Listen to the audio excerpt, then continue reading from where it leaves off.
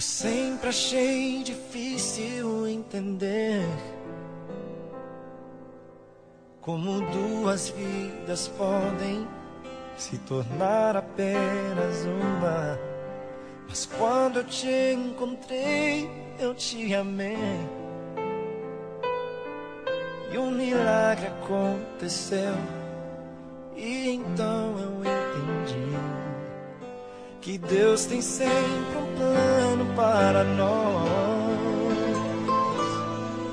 É preciso paciência e ouvir sua voz. O que será que meu Deus pensava quando criou você? Acho que ele estava pensando em mim, porque me deu mais do que sonhei.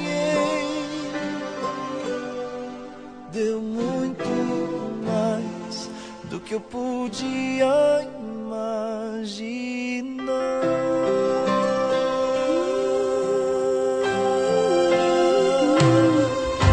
Prometo que ao seu lado eu vou estar.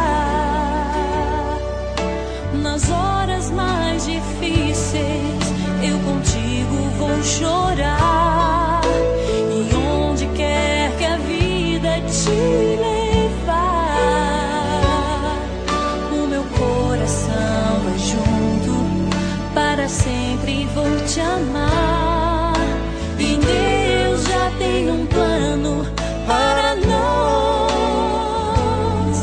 É preciso paciência, ouvir sua voz. O que será que meu Deus pensava quando criou você? Acho que ele estava pensando em mim, porque me deu mais do que sonhei. Deu muito mais do que eu podia imaginar.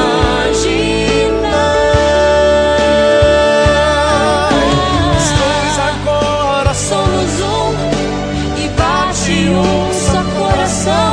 Juntos sempre viveremos, para sempre amaremos. E assim eu posso perceber, não sou nada sem você. você é inspiração, move o meu coração. O que será que meu Deus pensava quando criou você?